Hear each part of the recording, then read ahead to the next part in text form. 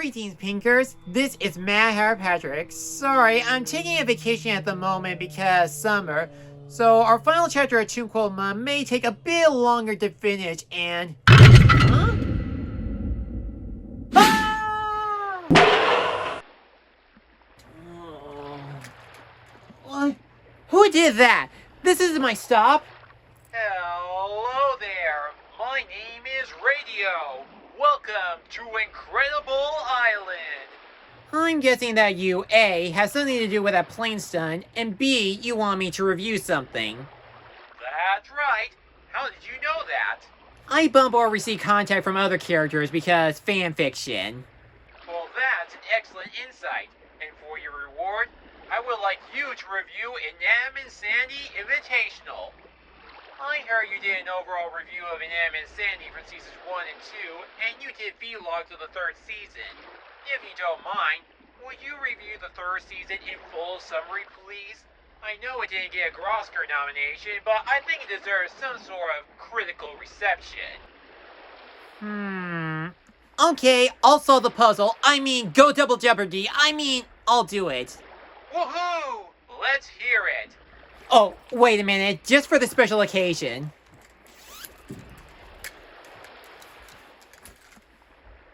Very well then, begin. While movies and video games are known to contain a bunch of sequels to milk their franchises, TV shows or other programs still receive follow-ups of their own, whether it be additional seasons or basically a revival show. That's why I decided to talk about the third season of Inanimate Insanity. I talked about the series many times on this channel, where this, along with Battle for Dream Island, is one of the object shows I watch the most on YouTube. If I had to pick which one is my favorite online show involving talking objects, I would probably lean into MePhone's show for its great story arcs and interesting characters.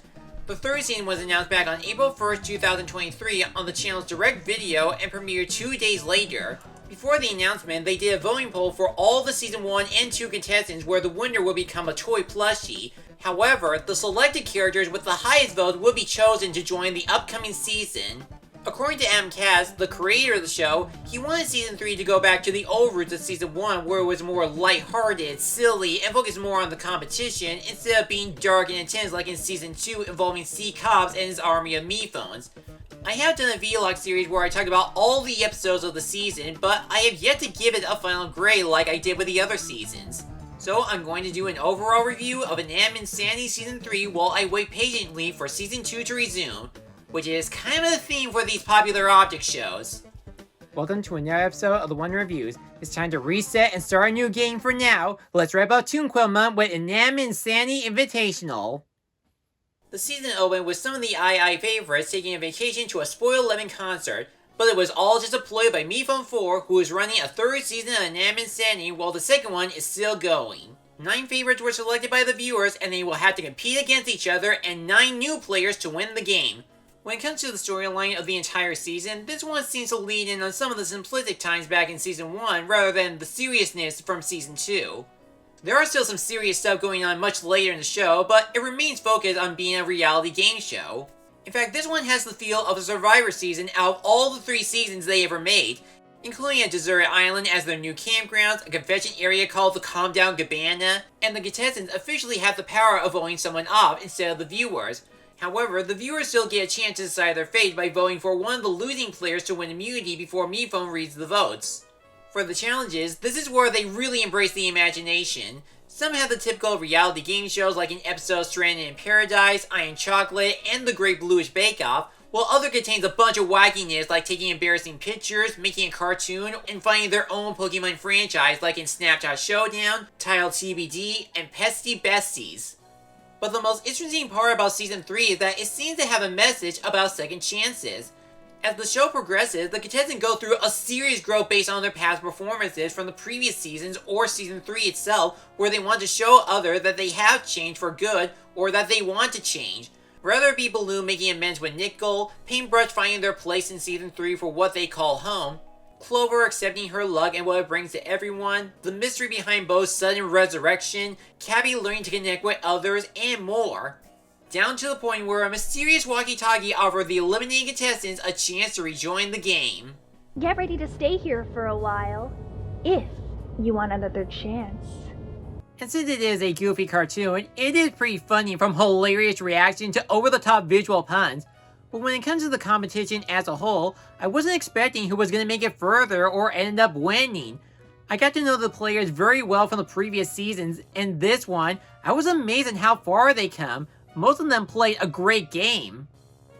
It is nice to see some of our favorite II characters getting another chance of winning the game with some brand new art to show how much they've grown throughout the years.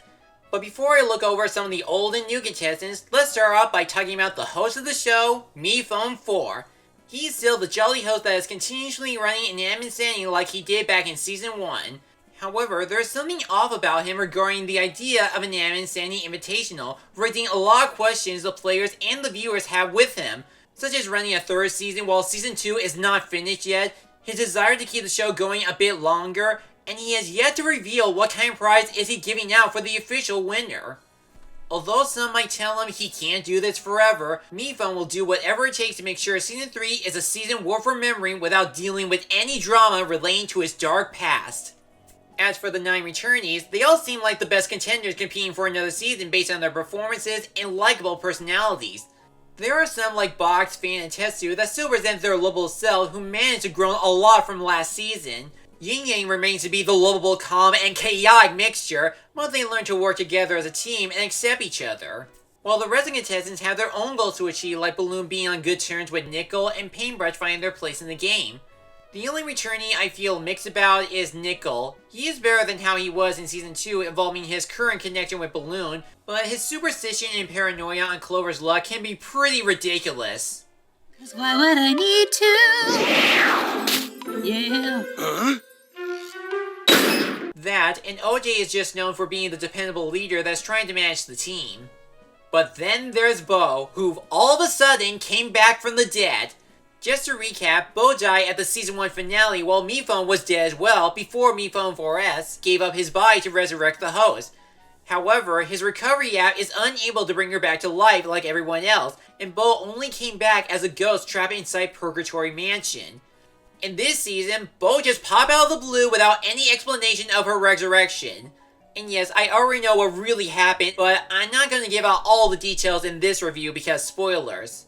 Well, I can say that this character has one of the biggest developments throughout the entire season. It leaves a lot of mysteries on how Bo came back to life, why some words are glitched out, and questioned if this familiar character is the real Bo or not.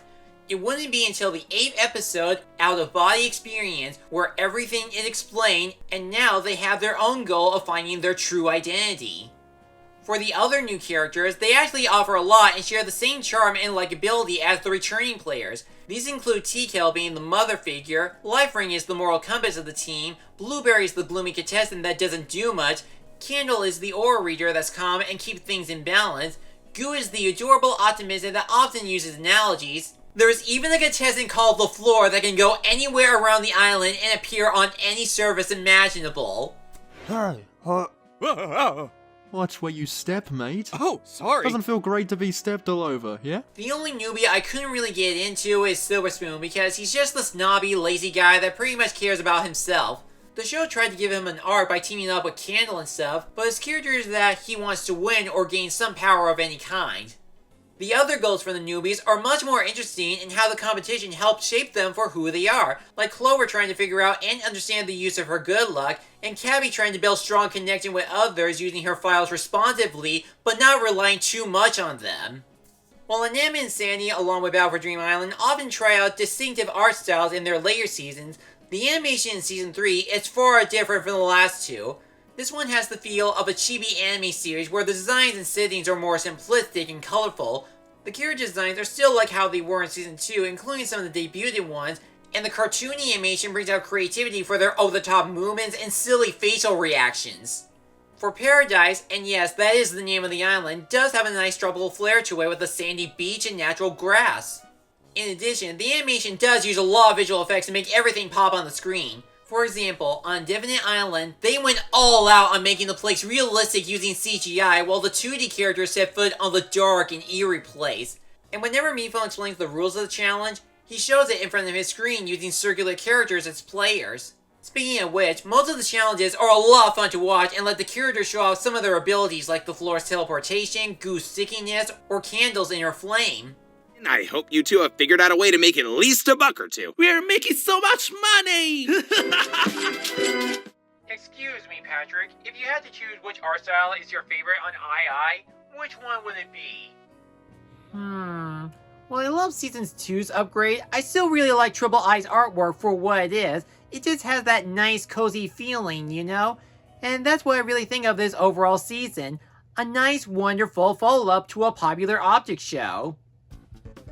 Inanimate Insanity Invitational is a wonderful third season that continues to capture the charm of its predecessors, featuring memorable characters from both fans and favorites, nice-looking animation, and some well-written episodes. If you enjoy object shows, especially if you are a fan of Inanimate Insanity in general, then you will definitely have a blast with this. Now that Invitational is finished, all is left are the remaining episodes of Season 2. But no matter what the future holds for Inanimate Insanity, the show will still be remembered for what it has achieved so far. I'm going to give the third season an A-, so it gets the Diploma of Destiny. It's not a Oscar award, but it still earns a special award for finally completing another season. Now before we end Toon-Quel Month, I'd like to share my top 10 favorite Inanimate Insanity Invitational episodes. Number 10, Snapshot Showdown. Number 9, Try Not to Laugh Challenge. Number 8, I Am Chocolate. Number 7, Tile TBD. Number 6, Out of Body Experience. Number 5, The Show Must Go On. Number 4, Stranded in Paradise. Number 3, Jury of Your Fears plus You Can't Do This Forever. Number 2, Spring on the Breakfast. And number 1, Home is Where the Heart Is. Well, that was a thorough examination. Thank you for your response. No problem. Oh, and can you give me a plane ride back home, please? Golly gee willikers! Is that a person? I never seen one in real life. Wait, what are you guys doing here? Oh, we came to Incredible Island because this is where Sport 11 are hosting their World Tour event. And our special bundle of joy wanted to ride the roller coasters over at the Dream Amusement Park. Wait, there's an amusement park on this island? Yes, it has dark rides, roller coasters, fun houses, Dr. Fee's other drinks and meals, and the scariest ride of all, the merry-go-round. On second thought, do you think I can stick around just for today? Sure, have fun. I'm Matt Harry Patrick, and this concludes Toon-Quel Month. Funhouse Mirrors, here I come!